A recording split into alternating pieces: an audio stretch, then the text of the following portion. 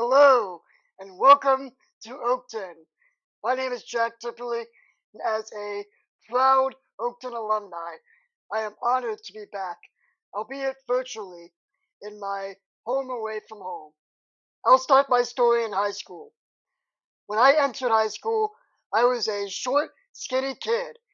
I know, not much has changed. You see, I was born with a rare genetic condition called Fanconi anemia. FA often comes with comorbidities, birth defects, a high risk for cancers at some point in life, and often leads to a bone marrow transplant. Now, when I was 3 years old, I underwent that bone marrow transplant. I was given a second chance at life. And so every day I choose not to take that life for granted. Thankfully, I didn't develop any severe complications directly from the transplant, but over time, I did develop other associated conditions like scoliosis, lung disease, etc. So when I entered in high school, I had a 504 plan, and it was basically so that I could roll a custom made backpack around the school so that I didn't have to carry all the heavy books. I got extended time on my tests because they were concerned that my hands were not big enough to catch up to all the other students. However, I debunked that towards the end of my high school career by proving that I was just as capable of writing at the same speeds as other students. I also got to sit right up close to the front of the classrooms so that I can see and hear everything, or more accurately, so that they can hear everything I said. I also left early before the end of all of my classes, and I was able to use the school elevator, which at the time had a key to access. I loved all my accommodations through high school, but I was also becoming very aware that my 504 plan did not transfer over into college. And so it was a blessing and a curse in a way. I saw it as a blessing because it was a way for me to start from scratch, to start not only my accommodations from scratch, but to start my educational career from scratch. Now, I was a 3.0 to 3.3 GPA student. I was getting mostly A's and B's, but a couple C's sprinkled throughout. But I did my best, always. I was just thankful I didn't have to run the mile in PE anymore. So I decided to transfer to Oakton at the time so that I can use it as a stepping stone and transfer my credits over to a four-year university. So by the time I got to Oakton, I was now a short and skinny adult. I still used my rolling backpack, upgraded for the occasion, of course, but thankfully I didn't need to use a key to use the elevators anymore. And though I didn't actually need to access any resources from Oakton's ADRC, I was at least thankful that they were there. Despite my body lacking energy most of the time, my energy was fueled by the drive and desire to take advantage of as many resources on campus or off campus as I could, and to leave my mark on the community. My first semester, I joined just a handful of clubs. I even led a couple of them. And before I knew it, I was elected by the student body to serve as the student trustee for the SGA and Board of Trustees. Having that be the lead-in to my second year changed everything. I fell in love with my classes so much and formed strong connections with my professors that it encouraged me to change from non-degree seeking to earning my associate's degree in the next year. I was inducted into the honors program and served and inducted as an officer of our Phi Theta Kappa Honor Society. I even restarted the occurrence because I knew that the student body needed a platform in which to showcase student voices. I even gave my first public speech in Oakton.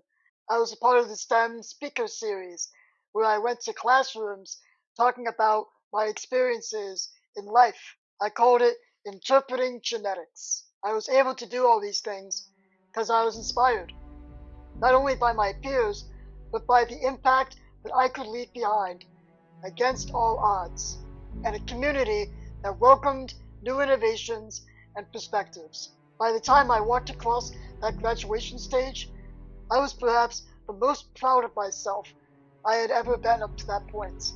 As I stood in front of my friends, my family, and my community in confidence, knowing that I had done everything I wanted to do and more with Oakton. I had helped leave a legacy. My experiences at Oakton led me to believe that I was prepared for anything that came my way. So I pursued an ambitious 2 degrees within the following 2 years in business and philosophy at Northeastern Illinois University. Until the pandemic hit, 2020. I was stuck inside, missing my community, missing my friends, missing being able to walk down the halls and talk to people, missing being at the front of the classroom where I could ask questions and the professors weren't otherwise occupied. I missed being a part of a community.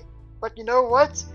Between the time management, communication skills, and self-discipline that I learned from Oakton, I was prepared to handle it. The pandemic may have slowed me down, but it did not stop me.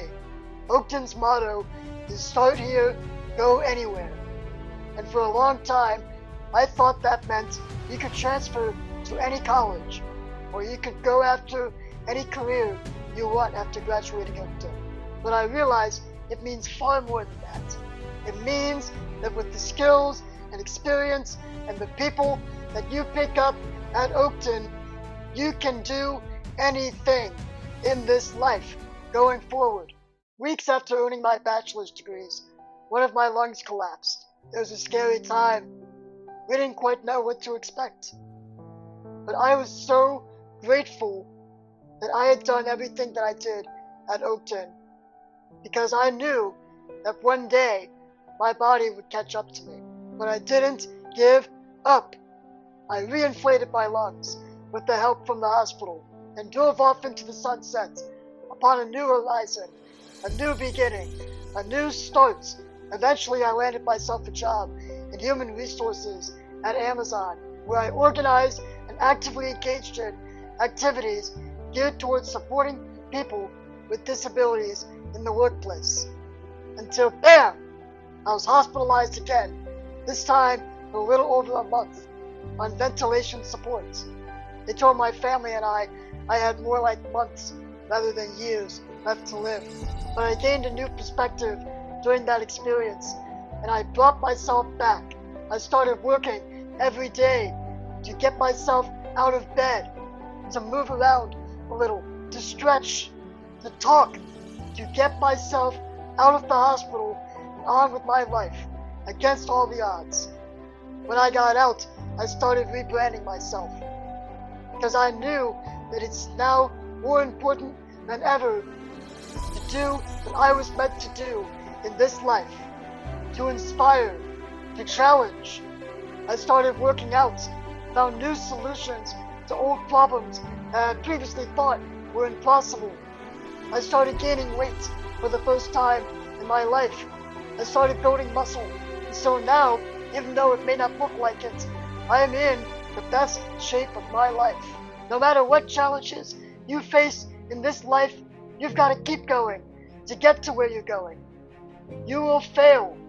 You will get knocked down. You will get stressed out. It is easy to give up when times are tough, and I know times can be tough. But life is not about how many times you get knocked down, but how many times you can get knocked down and get back up and say, I can do this all day. Character is built through the trials we overcome in life. It could either make you or break you. But I've got good news for you. That choice is up to you. It all starts here at Oakton. This could be the most exciting opportunity of your life, where you get to create your own future. 3 questions I want you to answer for yourself. How will you take advantage of every resource, every opportunity on campus and beyond? How will you form relationships with your peers, professors, and staff? How will you leave your legacy?